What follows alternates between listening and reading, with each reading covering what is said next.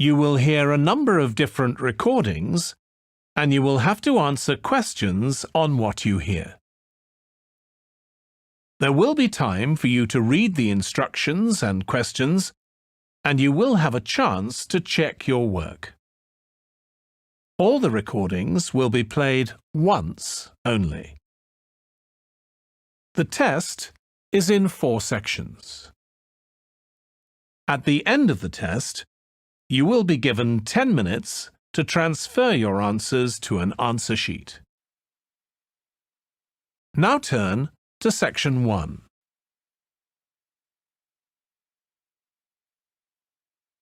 Section 1. You will hear a university administrator telling a group of new students about the central campus buildings and the facilities they provide. First, you have some time to look at questions 1 to 6.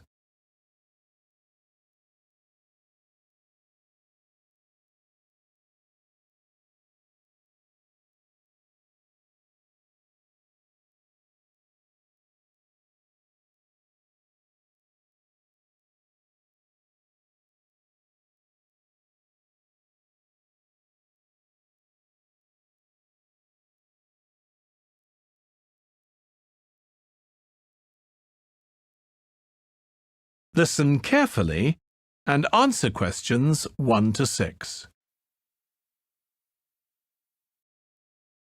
Welcome everyone to the Brandon Complex, the geographical and, we could say, spiritual heart of this university.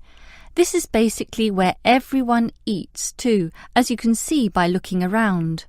There are many different cuisines here, Chinese, Indian and Middle Eastern, plus the usual fare of a local type, all in that corner over there.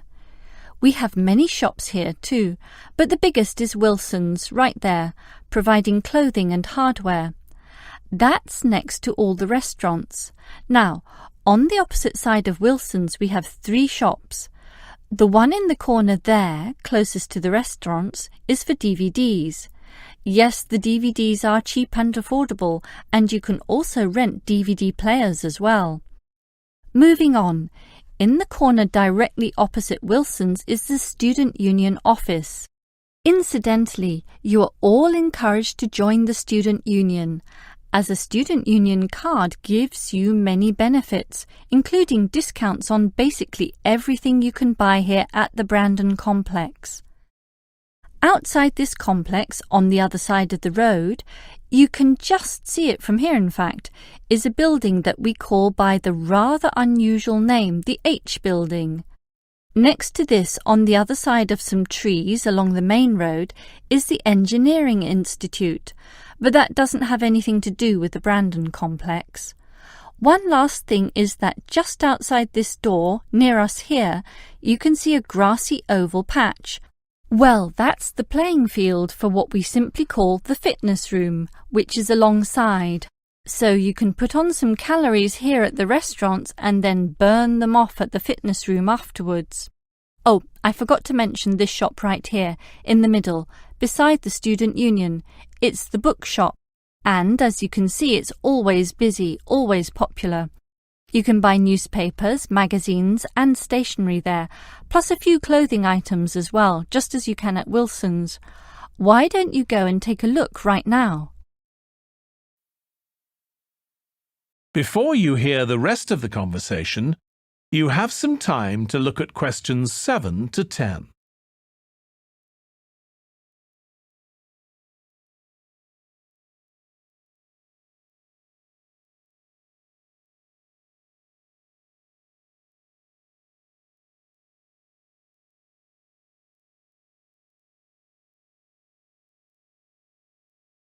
Now listen and answer questions 7 to 10. During your stay here, you might want to know what there is to do.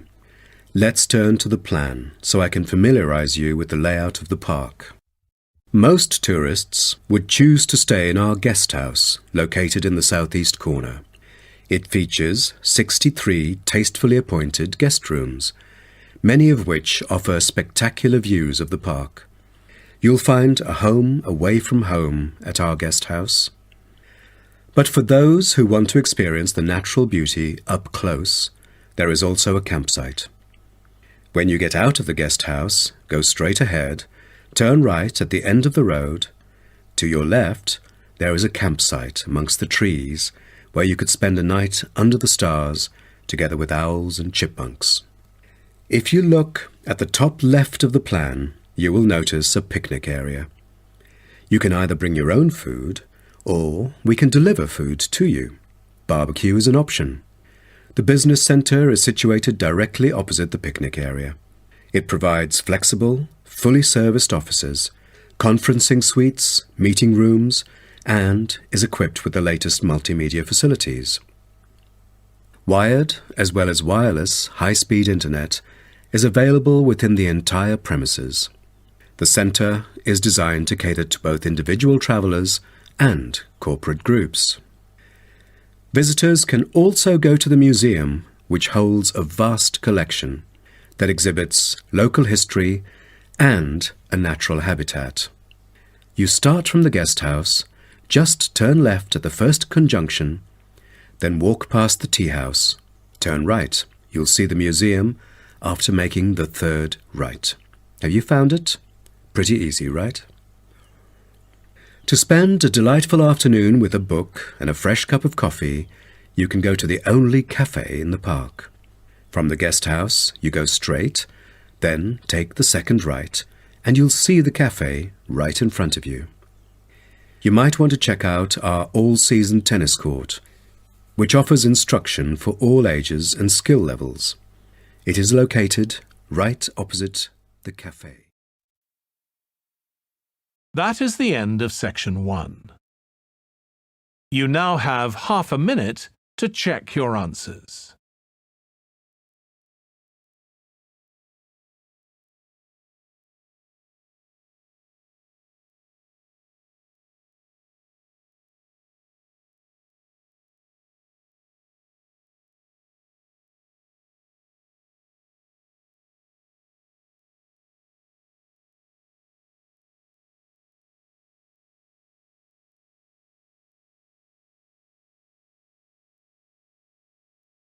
Now turn to section 2.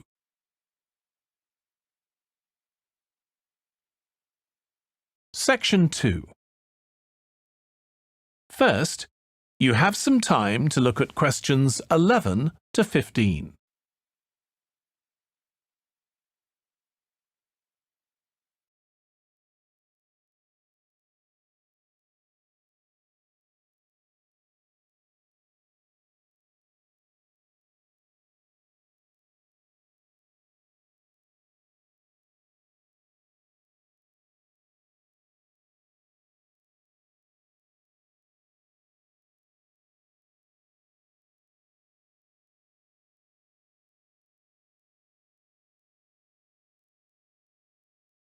Now listen carefully and answer questions 11 to 15.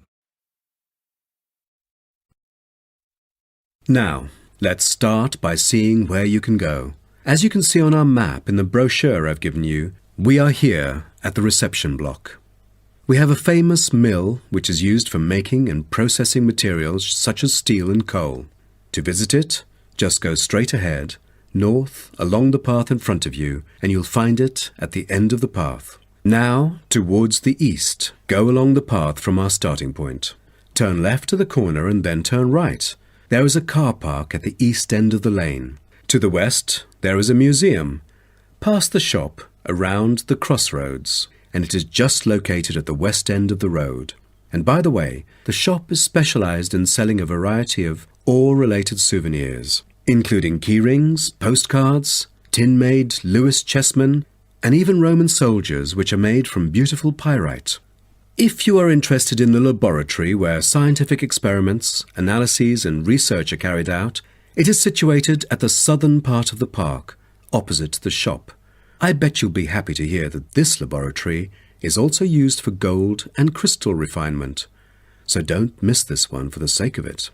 I assume by this time you'll all need some rest and refreshment. So we have an excellent cafe which caters for delicious food and beverages at the other side of the road next to the shop. Of course, if you want to spend some time in the fresh air, we have a perfect picnic area which is just right and northeast of the reception block. Further east, there is a path leading to the northern part of the park, and at the end of it is the toilet. Now, most of the visitors would choose to use the mailbox and send the beautiful postcards to their friends. To reach it, just... Before you hear the rest of the talk, you have some time to look at questions 16 to 20.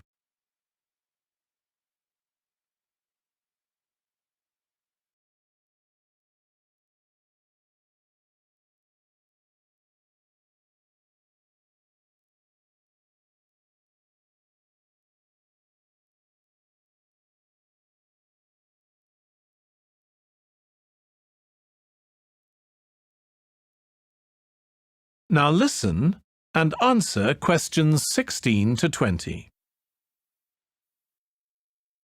Welcome to everyone here. I hope you enjoy your stay in our village and enjoy the local scenery. I'll tell you a bit about the forest and mountain tracks in a minute, but first, I'll just give you an idea of where everything is in the village. So, we're here in the Tourist Information Center, and when you come out of the center, you're on Willow Lane, just opposite the pond. If you want to get to the supermarket for your supplies of food and water, go right. That's the quickest way, and then turn right at the top of Willow Lane, and it's the second building you come to, opposite the old railway station. If you're planning on doing some serious climbing and you need some equipment, we do have an excellent climbing supplies store just 5 minutes walk away. Turn left once you're outside the Tourist Information Center. Take Willow Lane all the way up to Pine Street. You want to go left along here. Then keep walking and go up Mountain Road on your right until you come to the next turning on the left. Head down there and you'll come to the climbing supplies store. If you get to the small building that sells ski passes, you'll know you've gone too far. You also need to head to Pine Street for the museum. It's small, but well worth a visit if you're interested in the history of the village and the old gold mining industry. So, when you reach Pine Street from here, you'll see the old railway line on the other side of the road. Turn left into Pine Street and keep going until you come to Mountain Road. And just past here, the museum will be on your left, just behind the railway line. Don't worry about crossing over the tracks. The train stopped running through here in 1985. If you're planning on following one of the easier forest walks, you might like to hire a bicycle. To get to the hire shop, again, you need to head to Pine Street. On the left-hand side of Pine Street, you'll see the town hall. Go down the little road that you come to just before it, and you'll find the bike hire shop just behind the hall. They have a good range of bikes, so I'm sure you'll find something that suits your needs. Last but not least, if you're hungry after a long day's trek, I can recommend our local cafe. Again, when you leave the Tourist Information Center, turn right and follow Willow Lane until it joins Pine Street. And right opposite, on the far side of the railway tracks, is the cafe. That is the end of section 2. You now have half a minute to check your answers.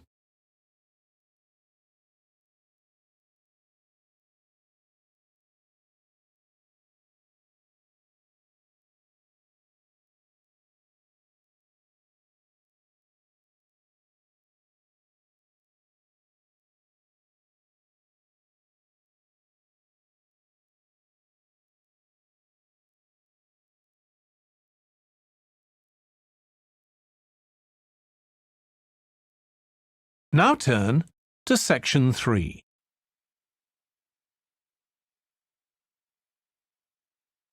Section 3. First, you have some time to look at questions 21 to 24.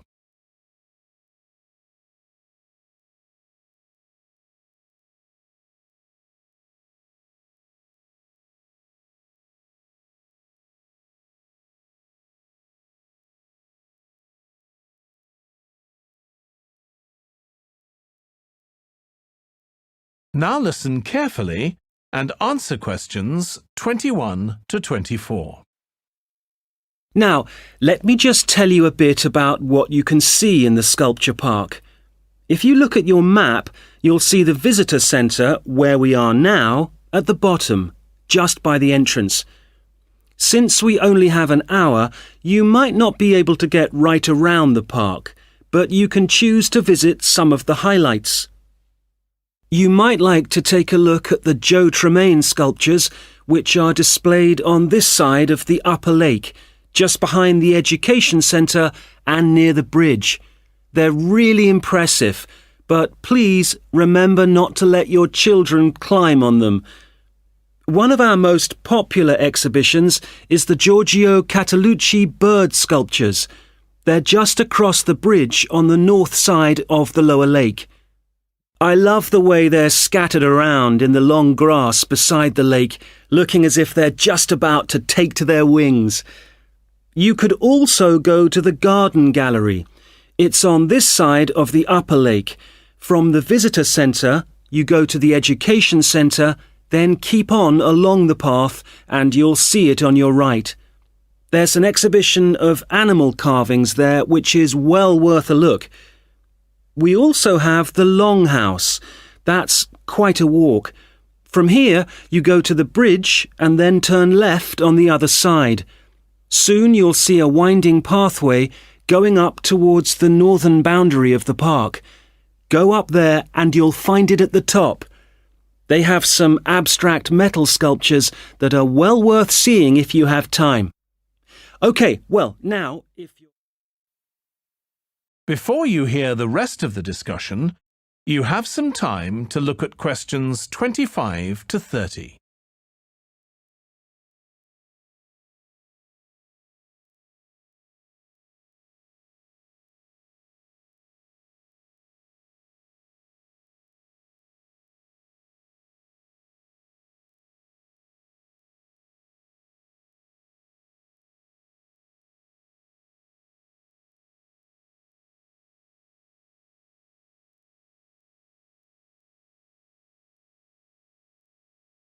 Now listen and answer questions 25 to 30. Now, we've also put together a map which we've sent out to all the residents in the area. And on the map we've marked the proposed changes. Firstly, we'll plant mature pine trees to provide shelter and shade just to the right of the supermarket in Days Road. In order to address the traffic problems, the pavements on the corner of Carberry and Thomas Street will be widened. This will help to reduce the speed of vehicles entering Thomas Street. We think it's very important to separate the local residential streets from the main road, so the roadway at the entrance to Thomas Street from Days Road will be painted red. This should mark it more clearly and act as a signal for traffic to slow down. One way of making sure that the pedestrians are safe is to increase signage at the intersections. A Keep Clear sign will be erected at the junction of Evelyn Street and Hill Street to enable traffic to exit at all times. Something we're planning to do to help control the flow of traffic in the area is to install traffic lights halfway down Hill Street where it crosses Days Road. Now, we haven't only thought about the cars and traffic, of course. There's also something for the children. We're going to get school children in the area to research a local story, the life of a local sports hero, perhaps.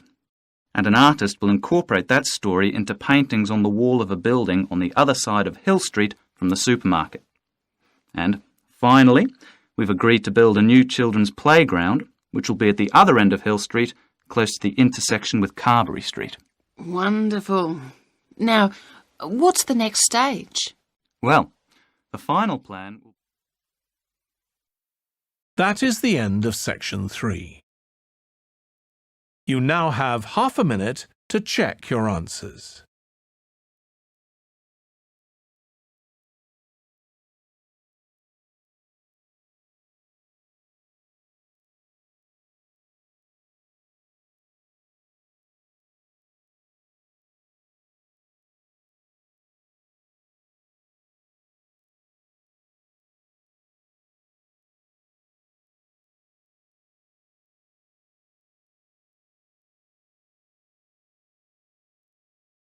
Now turn to section 4.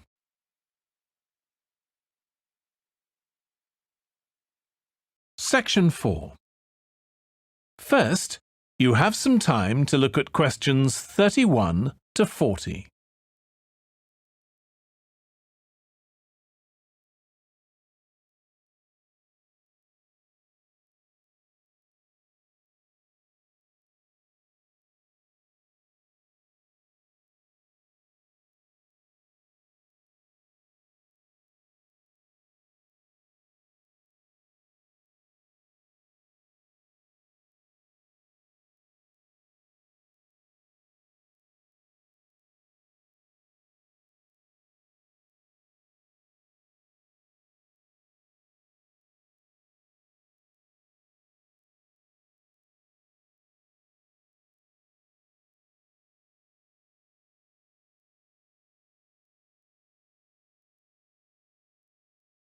Now listen carefully and answer questions 31 to 40. Now, if I can just show on this wall map here where they all are, you might like to go and have a look round. If you come into the main university entrance, at the first junction, you'll find that Brown Hall is on the corner opposite the theatre. So you're nice and near the station here, though I think it can get a bit noisy with traffic. The same applies to Blake Residence, which is directly facing the junction to the university entrance. These halls are often used by medical students and such like, as they're out all day, so don't notice the noise. Anyway, if you then walk along Campus Road towards the main circle, you'll see the library on the corner, and Queen's Building is just past that as you head north. You will find that it is quieter here, and you may get fewer visitors. By the way, the circle is quite a feature of the campus, as it's set into the hills and has a brand new sports center in the middle. It's worth going to look around it. Now, the Parkway Flats are on the opposite corner to the library, facing the circle, as you head towards the main buildings. The main buildings are only about a 5-minute walk from here, and places in these halls go quickly, so my advice is to reserve your place as soon as possible. Then Temple Rise is inside the circle, next to the sports center, but further from the main university buildings. Now, if you'd like to go off and physically look...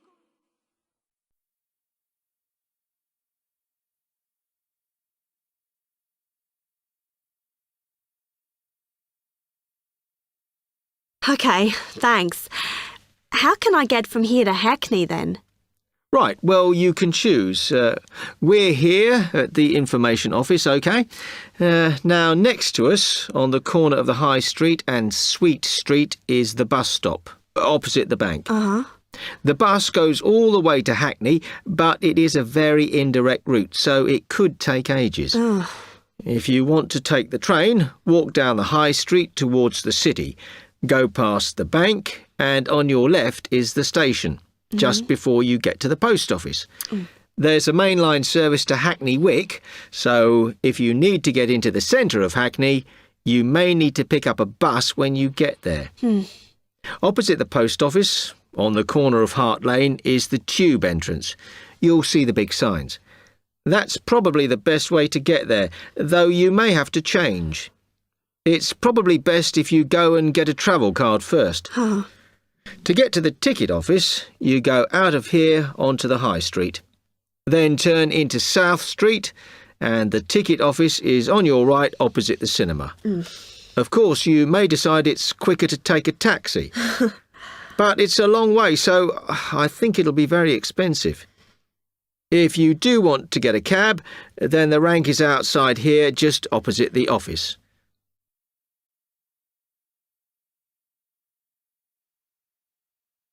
That is the end of section 4.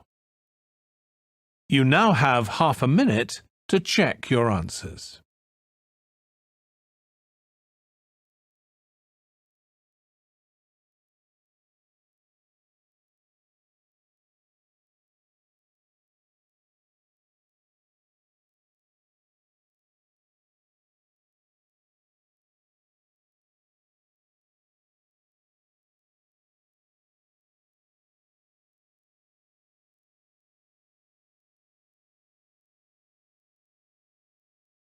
That is the end of the listening test. In the IELTS test, you would now have 10 minutes to transfer your answers to the answer sheet.